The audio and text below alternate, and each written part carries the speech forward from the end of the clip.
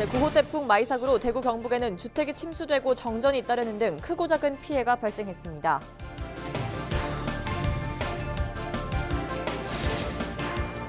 이번 태풍은 1년 중 바닷물의 높이가 가장 높은 대조기와 맞물리면서 해안가 피해가 컸습니다.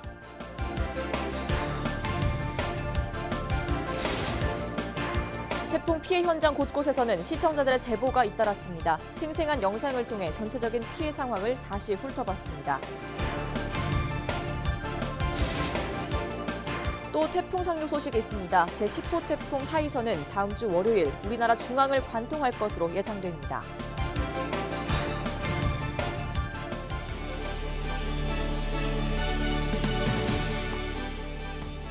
여러분 안녕하십니까? 헬로티비 뉴스 대구 경북입니다.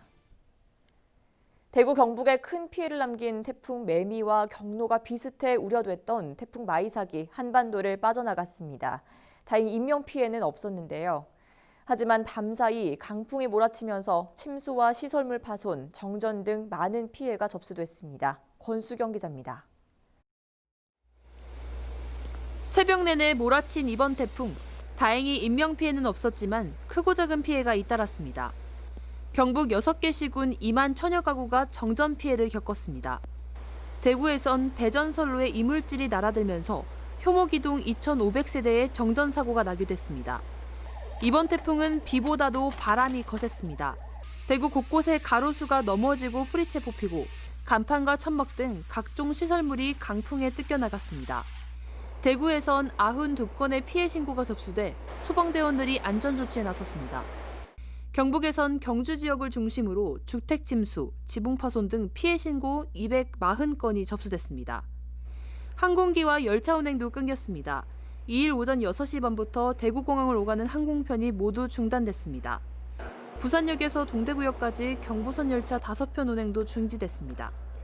경남 고리원전 4기가 자동 정지하면서 같은 일이 우려됐던 경주 월성원전과 울진 한울원전은 피해를 보지 않았습니다.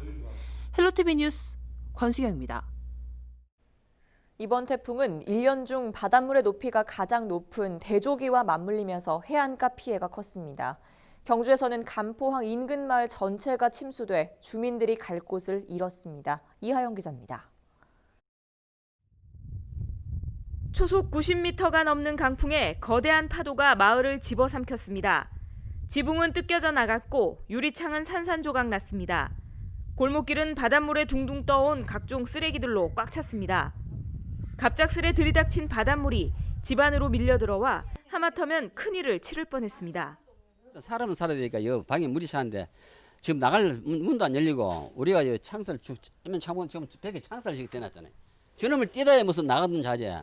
저서 보니까 여기 물이 이까진 게 이까지. 그래서 저 다음번에 다 처음 다 넘어가 보잖아. 그래 여기까지 여기 정화물이 안에서 우리 혀가 주원이잖아 중환살 조에 물이 있는 거라. 그래 혀가는 그건 연락을 생각도 못. 만약 연다면 물이 많을 다 이거 벽에 다음 다 돌을 파이라. 일부 주민은 강풍에 깨진 유리창에 부상을 입었고 방파제 앞 식당과 지하 주차장에는 바닷물이 흘러넘쳐 차량 2대가 침수됐습니다. 숙박업소 담벼락은 힘없이 무너졌고 도로는 흙탕물로 뒤덮였습니다. 겨우 몸만 빠져나왔던 마을 주민들은 다시 집으로 돌아왔지만 복구 작업은 손댈 엄두도 내지 못하고 있습니다. 소방서의 긴급 지원도 역부족입니다. 이 지역이 한 30가구 지역이 어제 제9호 태풍 마이삭에 만조시야랑 겹쳐가지고 부분적으로 한 1m 이상 침수된 상태였습니다. 저희 소방대 와서 12가구에 9명에 대해서 안전조치를 하고 현재 보시면 아시겠지만 그 이후에 피해가 많아가지고 지금 이제 복구 지연 계획을 지금 짜고 있는 실정입니다. 아직 복구도 못했는데 10호 태풍 하이선이 북상하면서 바닷가 마을이 안전의 무방비로 노출돼 있습니다. 헬로티비 뉴스 이하영입니다. 많은 시청자들께서 이번 태풍 마이삭으로 인한 피해 상황을 제보해 주셨는데요. 제보 영상으로 다시 한번 전체적인 피해 상황을 훑어보겠습니다. 박은경 기자입니다. 불안한 하천에서 40대 여성을 구조하는 작업이 한창입니다. 떨어진 물건을 주우려다 중심을 잃고 빠진 겁니다. 무사히 구조된 여성은 놀란 가슴을 쓸어내립니다. 방파제를 넘은 파도가 주택가로 밀려듭니다. 흙탕물이 폭포수처럼 쏟아집니다. 마을 골목길은 흡사 계곡이 따로 없습니다. 횟집 수족관도 잠기기 직전입니다. 놀란 주민은 황급히 집을 빠져나옵니다. 또 다른 해안가도 아수라장입니다. 눈 깜짝할 사이 무릎까지 차오른 물에 아찔한 상황도 이어집니다. 수변공원 산책로도 물에 잠겼습니다. 지하도와 강변로는 곳곳이 통제됐습니다. 초속 40m에 육박하는 강풍에 뿌리째 뽑힌 가로수가 도로에 널브러져 있습니다. 구급대원은 나무를 잘라내느라 안간 힘을 씁니다. 공중전화 부스도 맥없이 쓰러졌습니다. 100kg에 달하는 에어컨 실외기도 바람을 견디진 못했습니다. 간판과 건물 외벽은 바닥에 나뒹굽니다. 베란다 창문은 아예 산산조각이 났습니다. 실시간 제보 영상은 시시각각 변하는 지역의 태풍 상황을 전달하고 추가 피해를 막는 데 큰 도움이 됐습니다.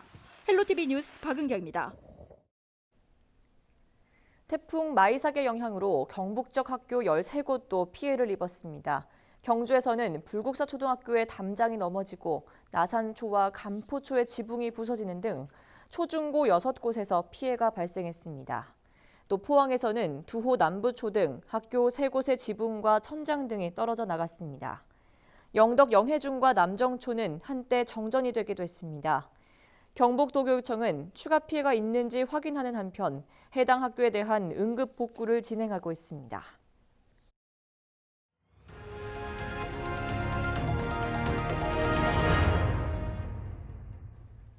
이번 태풍 마이삭은 강풍 피해가 극심했습니다.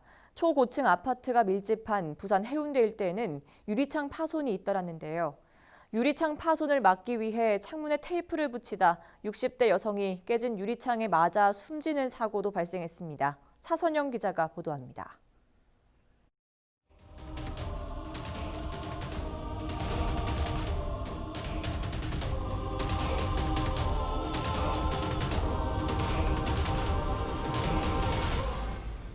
태풍 마이삭이 부산에 가장 근접한 3일 새벽 1시 반, 부산 사구의 한 아파트에서 60대 여성이 창문 파손을 막으려고 테이프를 붙이던 중 유리창이 깨지면서 팔을 심하게 다쳤습니다. 이 여성은 곧바로 병원으로 옮겨졌지만 출혈이 심해 숨졌습니다. 부산 초고층 빌딩이 밀집해 있는 해운대 일대에서는 유리창이 파손되는 일이 잇따랐습니다. 2018년 태풍 콩네이 북상 당시 40여 가구의 유리창 1000여 장이 파손된 해운대 LCT 역시 강풍 피해를 비켜가지 못했습니다. 해운대 한 초고층 아파트에는 거실 쪽 창문이 깨졌습니다. 태풍 마이삭이 몰고 온 강풍의 위력이 보시는 것처럼 고스란히 남았습니다. 유리창 수십 개가 깨진 건데 주민들은 밤새 공포에 떨어야 했습니다.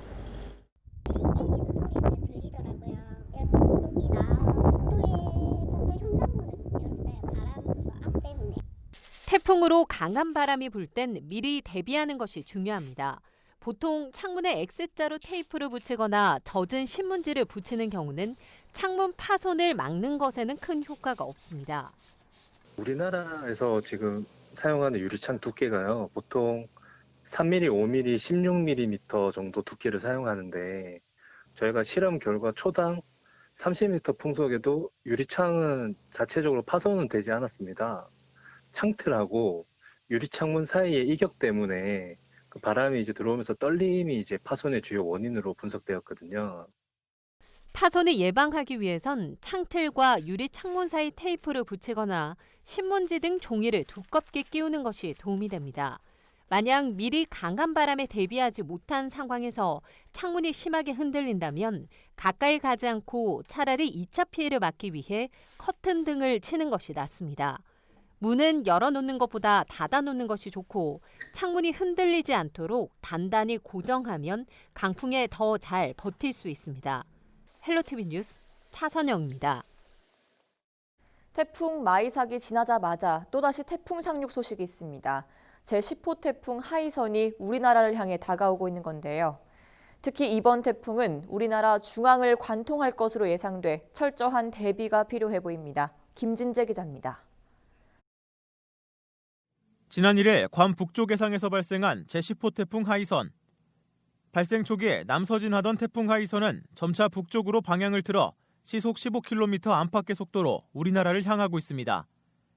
기상청은 하이선이 7일 오전 8시쯤 경남 통영에 상륙한 뒤 경북 고령과 강원 원주, 춘천 등을 거쳐 같은 날 오후 3시쯤 북한 지역으로 빠져나갈 것으로 예상하고 있습니다. 3일 오전까지 확인된 하이선의 풍속은 초속 35m. 하이선은 북상하면서 점차 위력이 강해져 우리나라에 상륙할 시기에는 풍속이 초속 50m에 달할 것으로 전망됩니다. 태풍의 강도 역시 달리는 차가 뒤집힐 수 있는 매우 강등급으로 예상됩니다.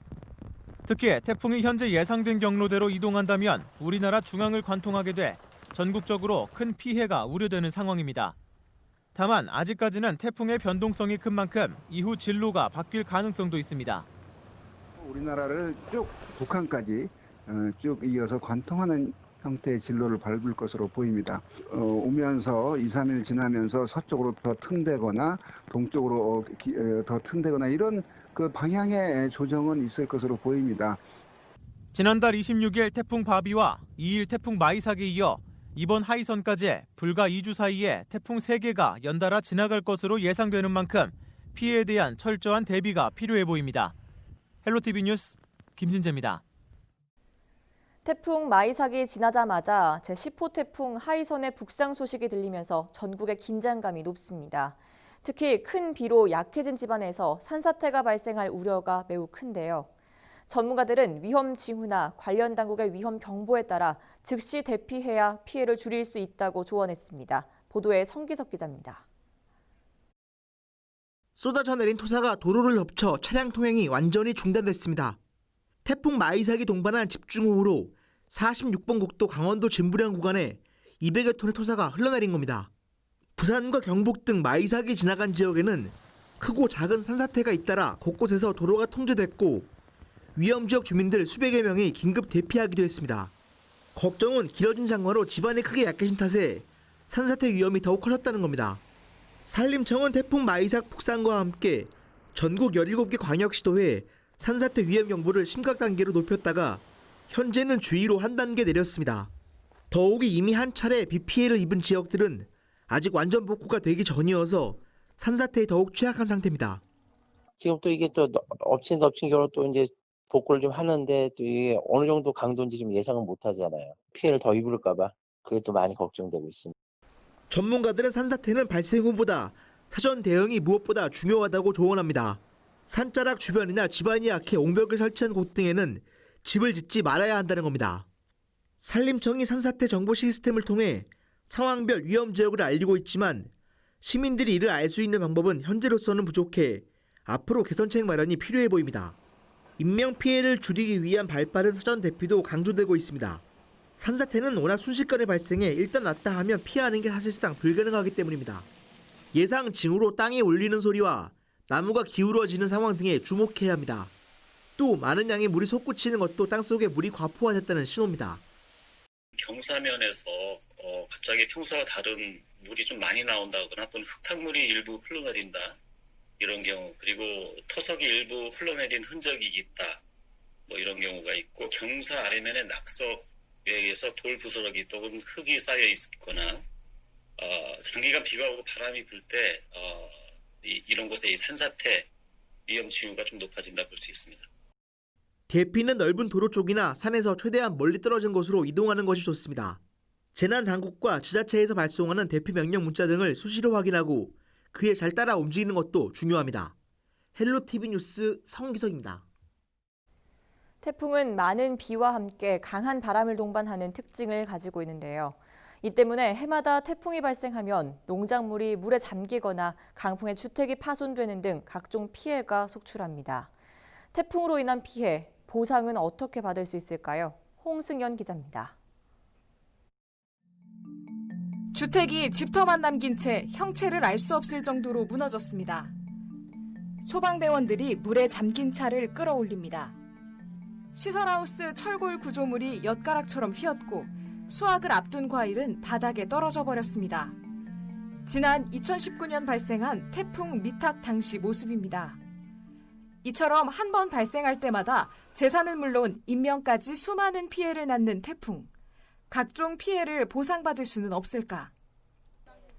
먼저 주택의 경우 풍수해 보험이나 특약에 가입되어 있다면 보상이 가능합니다. 풍수해 보험은 정부가 운영하는 정책 보험으로 보험료의 최대 92%를 국가와 지자체에서 지원합니다. 피해 조사 후 지급이 확정되면 일주일 이내에 보험금이 나와 비교적 지원이 빠르다는 장점이 있습니다. 또 주택 화재 보험에 가입할 때 풍수재 특약을 들어놓으면 건물은 물론 TV 등 가재 도구도 지원이 가능합니다. 농경지가 물에 잠기는 등 각종 농업 피해는 농작물 재해 보상 보험을 통해 보상받을 수 있습니다. 해당 보험은 지자체와 농협보험사가 공동으로 운영하며 보험료의 20%만 본인이 부담하고 80%는 국가와 지자체에서 지원합니다. 농가에서 10만 원 미만의 금액만 내면 최대 1,000만 원 이상 보상받을 수 있는 겁니다. 이제 기후 변화가 심해지면서 각종 자연재해가 이제 매년 4건씩 발생을 해요. 그러다 보니까 각 농가에서 재배하는 농작물에 피해가 많이 발생을 하거든요. 관리 차원에서 재보험을 가입하면 보험 지원을 받을 수가 있는 거죠. 또 그 밖에 차량이 물에 잠기거나 떠내려갔을 경우 자기 차량 손해 특약을 통해 보상받을 수 있습니다. 하지만 통행 금지 지역 출입 등 운전자 과실이 큰 경우 지원받을 수 없어 주의하셔야 합니다. 운전석 옆에 보면 콘솔박스라고 있는데 그 콘솔박스가 잠길 정도가 되면 엔진룸에 물이 들어가서 그 차는 운행이 지금 불가능하다고 판단이 돼서 이 밖에도 특별 재난 지역으로 지정되면 개인 보험 여부와 상관없이 인명피해는 최대 2천만 원까지, 주택 파손 시 최대 1,600만 원까지 국비 지원이 가능합니다. 또 보험금 지급이 미뤄져 생활에 불편을 겪게 된다면 해당 기초자치단체 재해피해 확인서 발급을 통해 보험금 일부를 미리 받을 수 있습니다. 헬로티비 뉴스 홍승현입니다. 이어서 코로나 관련 소식입니다. 3일 0시 기준 대구에서 3명이 추가로 코로나19 확진 판정을 받았습니다. 이 가운데 1명은 대구 동구에 사는 7세 어린이로 서울 확진자의 가족입니다. 또 다른 1명은 북구에 사는 70대 남성으로 8월 29일 북구의 한 빌딩에서 열린 동충하초 관련 설명회에서 60대 여성 확진자와 접촉한 것으로 확인됐습니다. 나머지 1명은 해외 유입 사례입니다. 한편 경북에서는 신규 확진자가 발생하지 않았습니다. 전국적으로는 국내 발생 188명, 해외 유입 7명으로 모두 195명이 더 늘었습니다. 3일부터 경산 지역의 코로나19 고위험 시설에서는 반드시 마스크를 착용해야 합니다. 해당 고위험 시설은 유흥주점, 콜라텍, 노래연습장, PC방, 300인 이상 대형 학원, 뷔페 등 13개 업종입니다. 경산시는 오는 13일까지 계도 기간을 거친 뒤 다음 날부터 적발되면 이용자와 업주 모두에게 최대 300만 원의 벌금을 부과할 계획입니다. 코레일 추석 승차권 예매가 일주일 뒤로 연기됐습니다. 경부선과 경전선, 동해선은 오는 8일, 호남, 전라선, 강릉선은 9일로 각각 늦춰집니다. 강화된 사회적 거리 두기 지침에 맞춰 창가 측 좌석만 발매하도록 시스템을 변경하는 시간이 필요하기 때문입니다. 다만 이미 예매가 끝난 장애인과 경로 고객의 승차권은 유효합니다. 영양군은 코로나19로 힘들어하는 농민들을 돕기 위해 택배비를 지원합니다. 농가에서 생산한 농특산물을 도시 소비자들에게 직거래로 보낼 때 한 건당 2,000원을 보태기로 했습니다. 직거래 판매 행사가 지난해 대비 50% 이상 축소됨에 따라 관련 부서에선 예산 3억 원을 들여 택배비 지원 사업을 확대했습니다. 코로나19로 면역력에 대한 관심이 높아지고 있는 가운데 인삼의 효능을 살펴보는 세미나가 열렸습니다. 영주 세계풍기 인삼엑스포 개최를 1년 앞두고 이를 기념하기 위해 마련된 이번 세미나에는 고려 인삼학회와 의료계 교수 등이 참석해 인삼의 효과에 대한 열띤 토론을 벌였습니다. 세미나에 참석한 장욱현 영주시장은 풍기 인삼이 가진 바이러스 예방 효과를 알리고 2021년 영주 세계풍기 인삼엑스포를 성공적으로 이끌어가겠다고 밝혔습니다. 영주 세계풍기 인삼엑스포는 내년 9월 17일부터 10월 10일까지 영주시 풍기읍과 봉현면 일원에서 열립니다. 이상으로 헬로티비 뉴스를 모두 마치겠습니다. 시청해주신 여러분 고맙습니다. 있습니다.